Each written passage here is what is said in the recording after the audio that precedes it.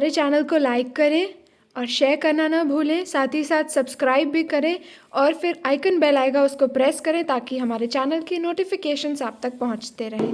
मसीही लोग मामूली व्यक्ति नहीं होते हैं। जिन्होंने यीशु मसीह को ग्रहण किया हुआ है वो मामूली व्यक्ति नहीं है, वो एक अलौकिक व्यक्ति हैं। उन लोग मसीही लोग, हम और आप लोग अलौकिक व्यक्ति इसलिए हैं क्योंकि जो दुनिया को बनाने वाला परमेश्वर है उस परमेश्वर को हम जानते हैं और वो हमारे साथ रहता है, वो हमारे भीतर रहता है। और जब वो हमारे भीतर रहता है तो हम आम इंसान के समान नहीं होते हैं।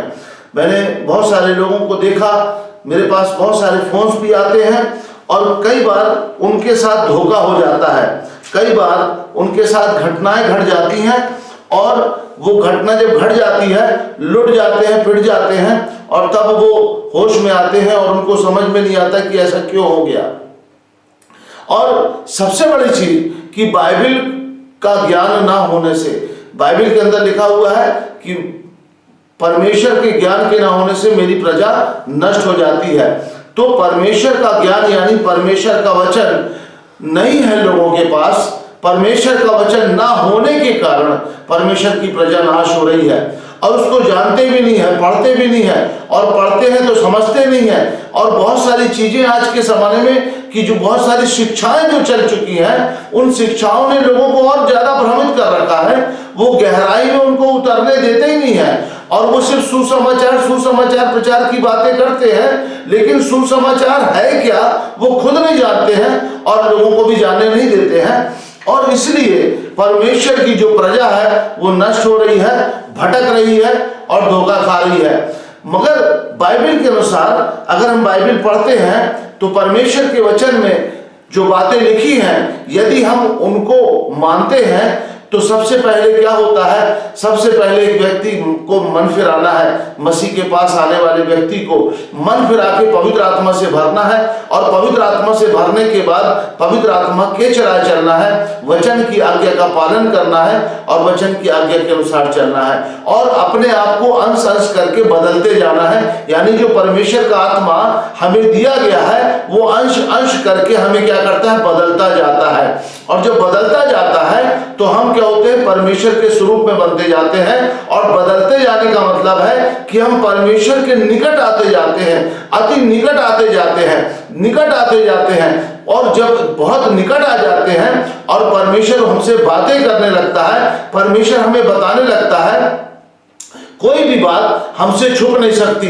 कोई भी ऐसी बातें जो हम नहीं जानते हैं वो पवित्र आत्मा जानता है, वो तुरंत हम पर प्रकट कर देता है कि नहीं ये गलत बात है, यहां पर तुम ऐसा मत करना। लेकिन आज बहुत सारे मसीही लोग आत्मा में होकर भी शारीरिक हैं, आत्मा में होकर के भी शारीरिक है। जिन्होंने पवित्र आत्मा नहीं पाया उनकी तो कोई मैं गिनती नहीं कर सकता, लेकिन जिन्होंने पवित्र आत्मा पाया है वो पवित्र आत्मा पाने के बाद भी शारीरिक जीवन जी रहे हैं, एक आम मनुष्य के समान जीवन जी रहे हैं।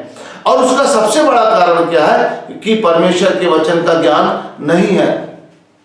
मैं आज आपको कुछ प्रकाश डालना चाहता हूं कि मसीही जीवन आसान नहीं है लेकिन आसान भी है। मसीही जीवन, जो मसीही लोग हैं मसीह को मानने के बाद अगर वो बाइबल के अनुसार नहीं जीते हैं, बाइबल के वचन के अनुसार नहीं चलते हैं तो उनके ऊपर परमेश्वर का प्रकोप भी पड़ता है और दंड भी मिलता है उनको। और परमेश्वर जब उन्हें दंड देता है तो वो समझ नहीं पाते कि क्या हो रहा है हमारे साथ। लेकिन अगर बाइबल पढ़ते हैं तो बाइबल में सारी बातें लिखी हुई हैं। बाइबल में एक बात ऐसी लिखी हुई है, मैं आपको इफिसियों उसका 5वां अध्याय और उसका जो है 5वें अध्याय में हेडिंग लिखी हुई है, ज्योति की संतान के समान बनो। बाइबल की जो उसकी इफिसियों 5वें अध्याय की जो हेडिंग है बाइबल के अंदर जब आप पढ़ेंगे तो उसमें लिखा है ज्योति के संतान के समान, ज्योति की संतान बनो। और उसके अंदर लिखा है, आगे बहुत सारी चीजें लिखी हैं, लेकिन आगे मैं एक वचन पढ़ाता हूं, 3रे पद में लिखा हुआ है और लिखा है, जैसा पवित्र लोगों के योग्य है वैसा तुम में व्यभिचार और किसी प्रकार के अशुद्ध काम या लोभ की चर्चा तक ना हो। यहां पर जो लोग पवित्र लोग हैं यानी जिन्होंने पवित्र आत्मा पा लिया है, पवित्र आत्मा पा लिया है और परमेश्वर की आत्मा से भर गए हैं और वो ज्योति की संतान बन चुके हैं। यानी परमेश्वर प्रभु यीशु मसीह ने कहा मैं जगत की ज्योति हूं, फिर उसने कहा तुम जगत की ज्योति हो। और जब यीशु ने कहा मैं जगत की ज्योति हूं, फिर लोगों से कहा तुम जगत की ज्योति हो। तो जब हम जगत की ज्योति कब बनते हैं? हम जब प्रभु यीशु मसीह हमारे हृदय के अंदर जन्म ले लेता है, पवित्र आत्मा से हम भर जाते हैं, तो हम जगत की ज्योति बन जाते हैं। वो ज्योति जो हमारे अंदर, परमेश्वर जो ज्योति है वो हमारे अंदर आ गया, उससे हम ज्योतिर्मय होते हैं, हम भी ज्योति की संतान बन जाते हैं। और यहां पर लिखा है ज्योति की संतान बनो, क्योंकि अब वो ज्योति हमारे हृदय के अंदर आ गई है, जगत की ज्योति यीशु। और ज्योति की संतान बनने के बाद वो हिदायत दे रहा है पौलुस और कह रहा है जैसा पवित्र लोगों के योग्य है वैसा तुम में व्यभिचार और किसी प्रकार के अशुद्ध काम या लोभ तक की चर्चा ना हो। यानी हमारे बीच में या हमारे मुंह से इन बातों की चर्चा भी ना निकले। फिर आगे लिखता है और न निर्लज्जता न मूढ़ता की बातचीत हो। ये आपको जानना है कि हमारे बीच में कैसी बातचीत होती है, हम किन लोगों के बीच में बैठते हैं, या जो हम ज्योति की संतान है, हम ज्योति की संतान किस तरीके की बात करते हैं। हमें बाइबल क्या कहती है, हमें इन बातों को नहीं करना है और इन बातों से दूर रहना है। ये आपको और हमको जानने की आवश्यकता है। और पौलुस कहता है और न निर्लज्जता न मूढ़ता की बातचीत, न ठट्ठे की बातचीत हो। मतलब ठट्टा भी, किसी का हंसी मजाक भी नहीं उड़ाना है। जैसे परिवार के लोग बैठ जाते हैं या मसीही लोग बैठ जाते हैं या पास्टर प्रचारक आ जाते हैं और बैठ करके एक दूसरे का मजाक उड़ाते हैं, उसने ऐसा किया, उसने ऐसा किया, वहां ऐसा हो गया तो उसके साथ ऐसा हो गया, और फिर हंसते हैं उन बातों को लेकर। तो ठट्ठे की बातचीत, ठट्ठे की, क्योंकि ये बातें शोभा नहीं देती, ये बातें ज्योति की संतान को शोभा नहीं देती। पौलुस कह रहा है, फिर कह रहा है वरन धन्यवाद ही सुना जाए। यानी वो कह रहा है वरन धन्यवाद ही सुना जाए, यानी हमारे मुंह से कोई भी बात, किसी के भी बारे में कोई भी गलत बात ना निकले और कोई भी अनुचित बात हमारे मुंह से ना निकले, सिर्फ धन्यवाद ही निकले। पौलुस कह रहा है सिर्फ धन्यवाद ही निकले। और क्या कहता है आगे, क्योंकि तुम जानते हो, क्योंकि तुम यह जानते हो कि किसी व्यभिचारी या अशुद्ध जन या लोभी मनुष्य की जो मूर्ति पूजक के बराबर है, मसीह और परमेश्वर के राज्य में मिरास नहीं है। स्पष्ट कह रहा है पौलुस कि क्या कह रहा है, क्योंकि तुम यह जानते हो कि किसी व्यभिचारी या अशुद्ध जन, व्यभिचारी या अशुद्ध जन, अशुद्ध व्यक्ति, अशुद्ध जन या लोभी मनुष्य, लालची मनुष्य, जिसके अंदर लालच भरा हुआ है, वो लालच करता है, लोगों से जब जुड़ता है तो उसके मन में लालच होता है, किसी से मिलता है तो उसके मन में लालच होता है, किसी चीज को देखकर उसके मन में लालच आता है। बहुत सी बातें लालच को उत्पन्न करती हैं। और लालची मनुष्य जो लिखा है, यहां पर लिखा है कि लोभी मनुष्य की जो मूर्ति पूजक के बराबर है। अब कई लोग कहते हैं कि हम मूर्ति पूजक नहीं करते हैं, लेकिन वो लालच करते हैं तो वो भी मूर्ति पूजक के बराबर है। चाहे धन की, चाहे किसी वस्तु की, चाहे किसी मकान की, चाहे कोई भी चीज की है, किसी स्त्री की या किसी व्यक्ति की या किसी लड़के की, कोई भी लालच करता है वो मूर्ति पूजक के बराबर है। और कह रहा है बराबर है, मसीह और परमेश्वर के राज्य में मिरास नहीं है, उसके लिए कोई जगह नहीं है। ऐसा व्यक्ति परमेश्वर के राज्य में जा ही नहीं सकेगा।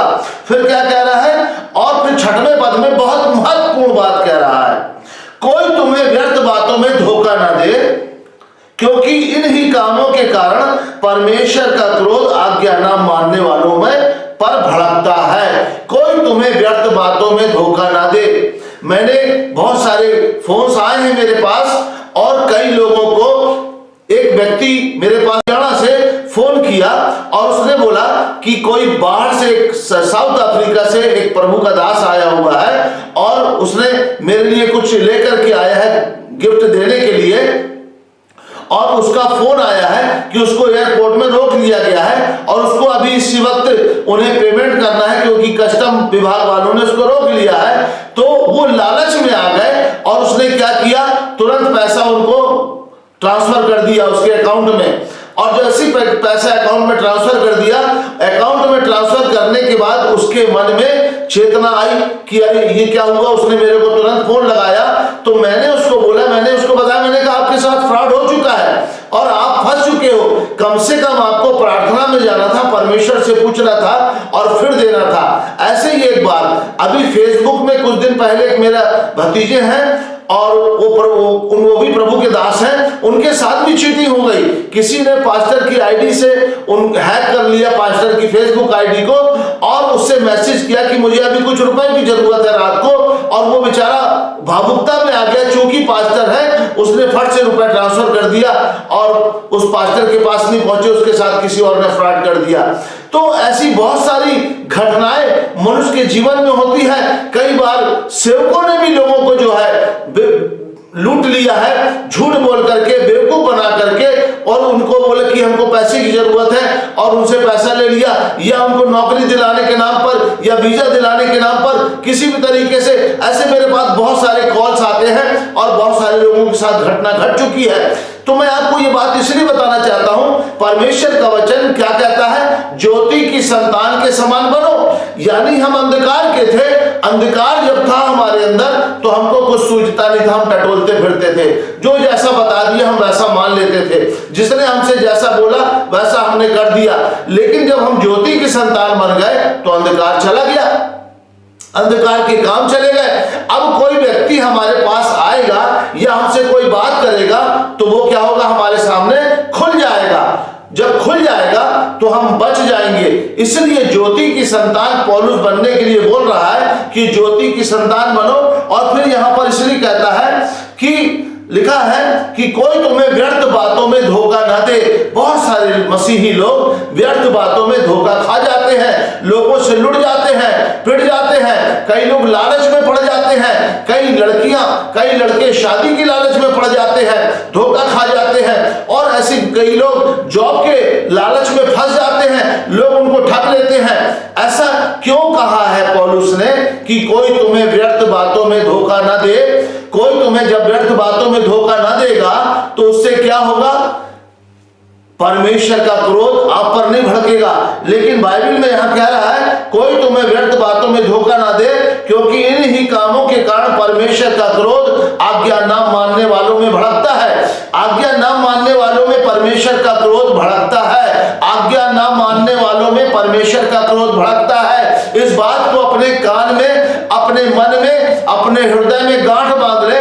आज्ञा ना मानने वालों पर परमेश्वर का क्रोध भड़कता है। चाहे वो वचन की आज्ञा हो, चाहे परमेश्वर की आज्ञा हो, चाहे वो कोई भी बात हो, परमेश्वर का क्रोध उस पर भड़केगा जो परमेश्वर की आज्ञा को नहीं मानता है। अगर परमेश्वर की आज्ञा को मानेगा वो ज्योति की संतान बनेगा, अपने आप को पाप और बुराइयों से दूर रखेगा, परमेश्वर को धन्यवाद स्तुति हालेलुया करता रहेगा, अपना मन परमेश्वर से लगाए रहेगा, पवित्र आत्मा से बातचीत करता रहेगा। जब वो पवित्र आत्मा से बातचीत करता रहेगा, जब कोई भी ऐसा व्यक्ति या कोई भी ऐसी बात उसके सामने आएगी, पवित्र आत्मा उसको तुरंत मन में बताएगा, नहीं ये बात गलत है, नहीं ये बात सही नहीं है। और कई लोग मैंने अभी देखा, मेरे कई रिलेटिव्स हैं और उनका फोन आया तो लॉकडाउन में उन्होंने बताया कि हम जूम मीटिंग अटेंड करने लग गए थे ब्रदर एक पास्टर के साथ और बहुत अच्छी मीटिंग लेते थे। लेकिन क्या हुआ कि बाद में वो डिमांड करने लग गए और फोन करके उनसे पैसे की डिमांड करने लग गए कि किराया नहीं मकान का दे पाए हैं तो 5,000 रुपए किराया चाहिए और हमारे को गाड़ी की किस्त देना है, गाड़ी की किस्त के लिए पैसा दीजिए। ऐसे करके लोग डिमांड करने लग गए और वो जो है आए दिन उनकी जो है डिमांड चलती, कभी वाइफ का फोन आए, कभी उनके मिस्टर का फोन आए और पैसा मांगते थे।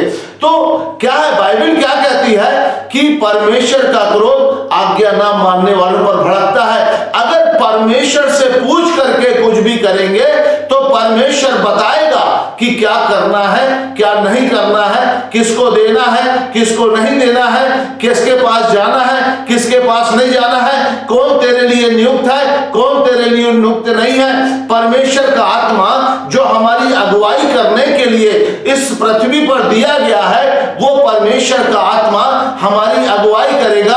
हम अंधकार में नहीं चलेंगे, कोई हमको ठग नहीं पाएगा, कोई हमको लूट नहीं पाएगा, कोई हमको धोखा नहीं दे पाएगा जब हम परमेश्वर की आत्मा की अगुवाई में चलेंगे।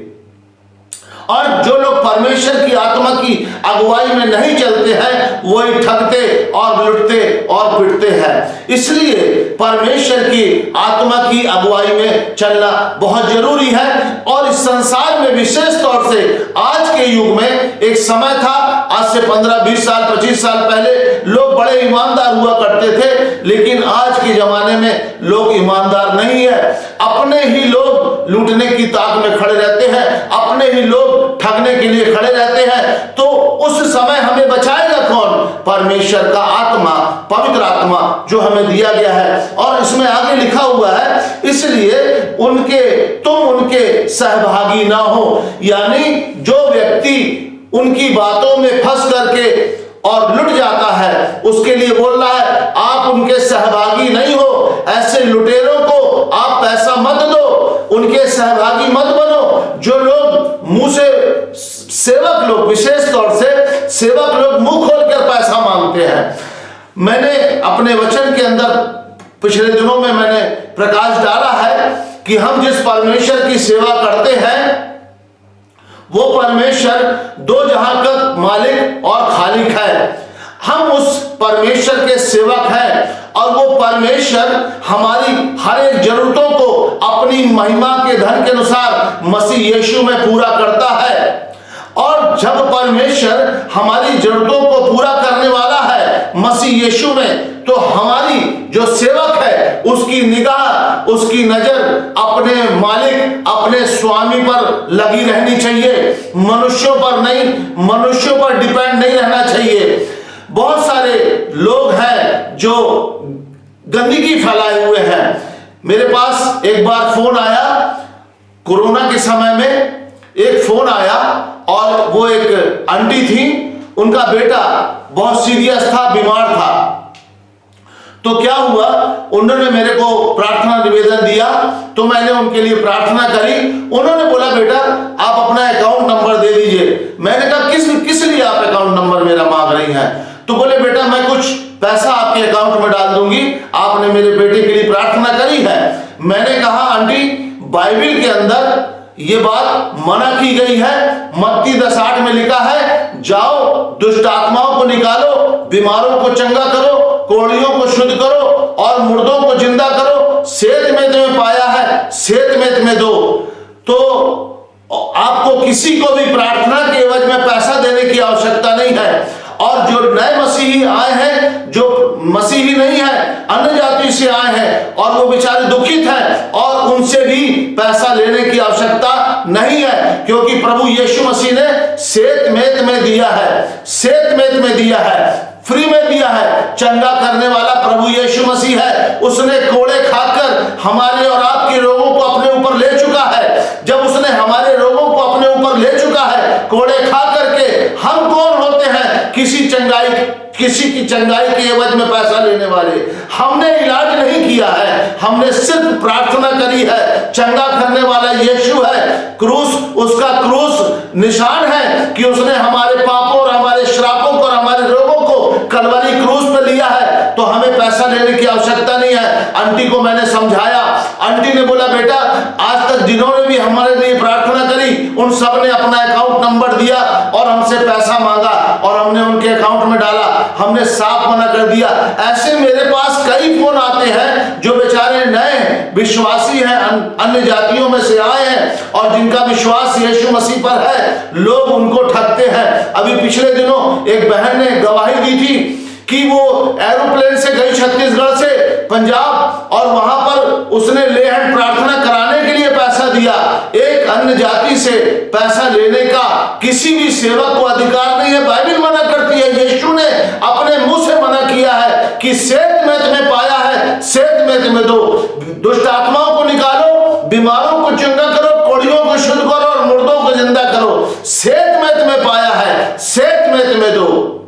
स्पष्ट यीशु ने कहा है, लेकिन वचन का ज्ञान न होने से बेचारे सीधे साधे लोग लुटते पिटते हैं। और पौलुस यहां पर कहता है, कोई तुम्हें व्यर्थ बातों से धोखा ना दे। इन्हीं बातों के कारण परमेश्वर का क्रोध आज्ञा न मानने वाले में भड़कता है। और आगे वचन कहता है, इसलिए तुम उनके सहभागी भी ना हो, यानी उनके साथ सहभागिता मत करो और ना ही उनके साथ संगति करो, ना ही उनको किसी प्रकार का लेन देन करो, किसी भी बातों में उनके सहभागी मत बनो। पौलुस कहता है, आज मसीहियों को, विश्वासियों को जान लेने की आवश्यकता है कि आपके साथ क्या हो रहा है, लोग क्या कर रहे हैं और आप उनका किस रीति से सहयोग दे रहे हैं। आप भी उनके पापों में सहभागी बन रहे हैं। फिर लिखता है यहां पर 8वें पद में, क्योंकि तुम तो पहले अंधकार थे, परंतु अब प्रभु में ज्योति हो, अतः ज्योति की संतान के समान चलो। अब पहले हम अंधकार थे, हमें कुछ नहीं समझ में आता था, लेकिन अब हम ज्योति बन चुके हैं। ज्योति की संतान के समान हमें चलना है और परमेश्वर के आत्मा के फलों से भरते जाना है और परमेश्वर को जानना है, परखना है ये कि उसको क्या भाता है। परमेश्वर को जो भाता है हमें वैसा काम करना चाहिए। एक व्यक्ति, जैसे मान के चलिए सपोज दैट एक पति पत्नी है, अगर दोनों के बीच में बहुत ज्यादा प्रेम है तो पत्नी ये देखेगी कि मेरे पति को क्या बातें भाती हैं और जो बातें नहीं भाती हैं वो काम नहीं करेगी, क्योंकि वो उसे खुश रखना चाहती है। पति भी अपनी पत्नी के साथ ऐसा ही व्यवहार करता है। तो परमेश्वर जो हमारा सृष्टिकर्ता, निर्माणकर्ता परमेश्वर है, जो हमसे प्यार करता है, जिसने ऐसा प्यार किया कि अपने इकलौते पुत्र को हमारे लिए दे दिया, तो हमें भी ये देखना है कि हमारे परमेश्वर को क्या भाता है, हम कैसा चलते हैं, कैसा उठते हैं, कैसा बोलते हैं, कैसा विचारते हैं, कैसा देखते हैं, कैसा सुनते हैं, किनसे मिलते हैं, कहां जाते हैं, ये सब चीजें हमें देखना है।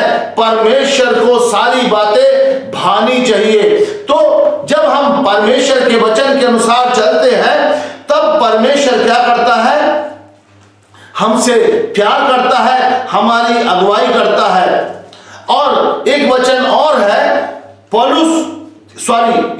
दूसरा यूहन्ना उसका पहला अध्याय उसका 8 पद से हम जब पढ़ते हैं तो उसमें लिखा हुआ है, अपने विषय में चौकस रहो कि जो परिश्रम हमने किया उसको तुम गंवा न दो। जो खरी शिक्षा और सच्चाई परमेश्वर के दास लोग परोसते हैं, उनके अंदर एक जिज्ञासा होती है कि कहीं उनका जो सिखाया हुआ बच्चा है वो भटक ना जाए, उसको कोई व्यर्थ बातों में धोखा ना दे दे, कोई उसको लूट ना ले, कोई उसकी आत्मा को नष्ट ना कर दे, या उसके द्वारा ऐसा कोई काम ना हो जाए कि परमेश्वर का क्रोध उस पर भड़क जाए। तो वो कहता है कि इसलिए अपने विषय में चौकस रहो कि जो परिश्रम हमने किया है उसको तुम गंवा न दो, वरन उसका पूरा प्रतिफल पाओ। यानी जो आपको सिखाया जाता है, जो आप परमेश्वर की आत्मिक बातों को सीखते हैं, आत्मिक मंडल में चलते हैं, उसका आप पूरा प्रतिफल पाओ। क्यों? और लिखा है, जो कोई मसीह की शिक्षा से आगे बढ़ जाता है। आज आप देख रहे हैं बहुत सारे प्रचारक लोग आगे बढ़कर प्रचार कर रहे हैं, बहुत सारे प्रचारक लोग वचन से हटकर के कार्य कर रहे हैं, वचन से हटकर के अपने जीवन से ऐसी काम कर रहे हैं जिससे परमेश्वर की महिमा नहीं होती है। और लिखा हुआ है, जो कोई मसीह की शिक्षा से आगे बढ़ जाता है उसमें बना नहीं रहता, उसके पास परमेश्वर नहीं। जो कोई उसकी शिक्षा में स्थिर रहता है उसके पास पिता भी है और पुत्र भी है। यानी जो मसीह की शिक्षा है, जो कोई मसीह की शिक्षा से आगे बढ़ जाता है, यानी यीशु मसीह ने जो बातें सिखाई हैं उससे आगे बढ़कर के समझाता है, उसके पास परमेश्वर नहीं है। मसीह की शिक्षा से आगे बढ़कर आज बहुत सारे डिनोमिनेशन खड़े हो चुके हैं, वो मसीह की शिक्षा से हटकर प्रचार करते हैं। कई प्रचारक लोग पवित्र आत्मा के विषय में गलत बयान देते हैं। वो कहते हैं अन्य भाषा कोई भाषा नहीं है। अन्य भाषा का अनुवाद गूगल में जाकर के अन्य भाषा का मीनिंग उन्होंने सर्च किया और बता रहे वो स्पष्ट कि आप गूगल में सर्च कर लीजिए, उसमें लिखा है अन्य भाषा को डिएलेक्टोस या ग्लोसा बोला जाता है इब्रानी भाषा में, और इसका मतलब होता है भाषाएं।